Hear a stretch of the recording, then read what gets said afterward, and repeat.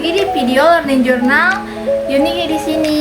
Minasan, o genki desu ka? Mata Yuni no video kedai ni moto de kimashita. Yes, di video Learning Journal ketiga kali ini di pertemuan kemarin itu sudah masuk ke dalam kelompok-kelompok belajar. Nah, kelompok pertama membahas tentang pengertian film sebagai media komunikasi massa, film sebagai realitas sosial dan imajinasi, jenis-jenis film, sejarah perkembangan film di dunia, dan sejarah perkembangan film di Indonesia. Nah, poin-poin materi tadi udah dibahas di video Learning Journal di minggu kemarin, di Learning Journal yang kedua ya. Masih pada ingat gak nih? Oke, kita ulik secara singkat lagi ya teman-teman. Secara etimologi, pengertian film adalah melukis gerak dalam cahaya. Agar dapat melukis gerak dalam cahaya, harus menggunakan alat khusus atau kamera. Nah, film sebagai media komunikasi massa adalah peranan media merupakan hal yang penting dalam proses komunikasi, misalnya di televisi, surat kabar, radio, atau media lainnya yang cukup efisien untuk mencapai audiens yang beragam yang memiliki jumlah yang tidak sedikit. Komunikasi massa itu sendiri adalah jenis komunikasi yang menjadikan media massa dalam penyebaran pesannya, dan adapun media massa yang efektif yang digunakan saat ini adalah film. Nah, jadi ketika seseorang melihat film, maka pesan yang disampaikan oleh film tersebut secara tidak langsung akan berperan dalam membentuk persepsi atau pandangan seseorang terhadap maksud pesan di film tersebut. Yang selanjutnya, film sebagai representasi realitas. Realitas dalam bentuk film bukanlah cerminan langsung dari dunia nyata, melainkan hasil konstruksi yang dipengaruhi oleh sudut pandang pembuat film, nilai-nilai budaya, dan konteks sosial politik. Contohnya film dokumenter. Film sebagai konstruksi sosial. Film tidak hanya mempresentasikan realitas, tapi juga membentuknya.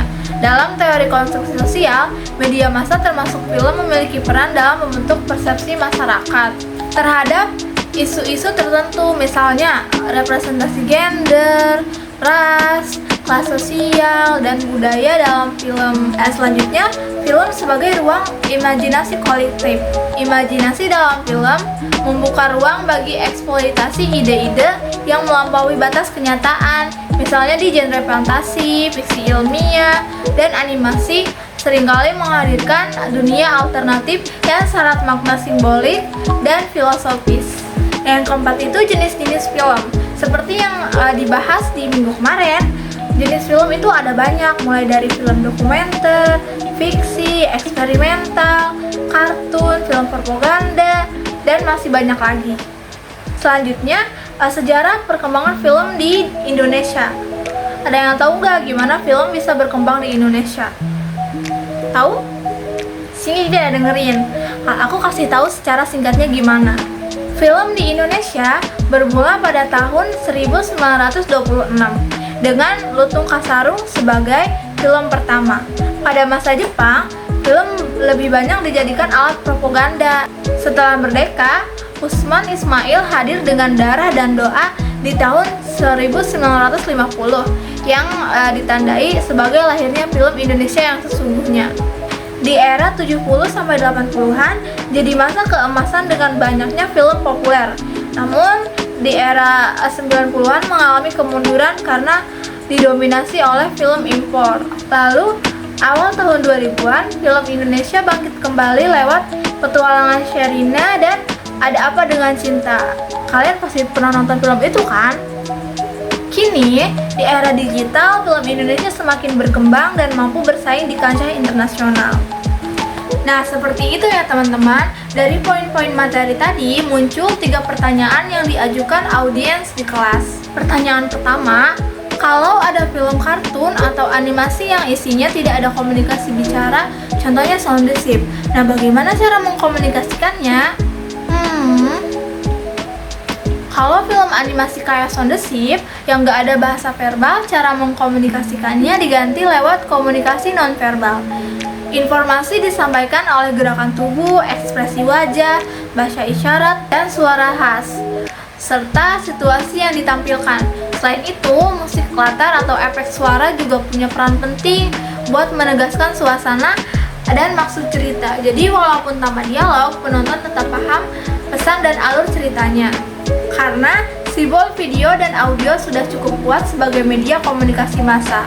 Nah, pertanyaan kedua, dalam hal apa saja film dapat menolong manusia baik secara individu ataupun masyarakat? Film bisa menolong manusia dalam banyak hal, baik secara pribadi maupun untuk masyarakat luas. Bagi individu sendiri, film berfungsi sebagai hiburan yang mampu mengurangi stres, sarana belajar dari cerita yang ditampilkan, sekaligus media refleksi untuk memahami kehidupan. Sementara bagi masyarakat itu sendiri, film dapat menjadi alat penyampaian pesan sosial, memperkuat budaya, mempersatukan penonton lewat pengalaman bersama, bahkan ikut mendorong perekonomian melalui industri kreatif. Dengan begitu, film bukan hanya tontonan tetapi juga tuntutan untuk memberi dampak nyata bagi kehidupan. Nah, untuk pertanyaan ketiga, apakah film propaganda termasuk film media komunikasi massa, dan bukankah film propaganda bisa memecah belahkan suatu suku atau golongan? Menurut kalian, apakah film ini bisa dituntut atau dibawa ke ranah hukum? Iya, film propaganda itu termasuk media komunikasi massa karena tujuannya untuk menyampaikan pesan tertentu kepada halayak luas.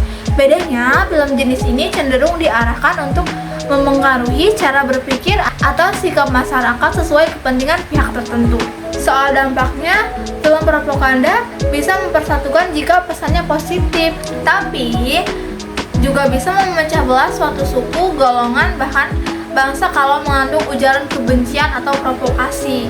Karena itu, negara biasanya mempunyai aturan ketat. Nah, di Indonesia sendiri ada undang-undang perfilman atau undang-undang ITE yang bisa menjerat film berisi provokasi, sara, atau konten yang menimbulkan konflik.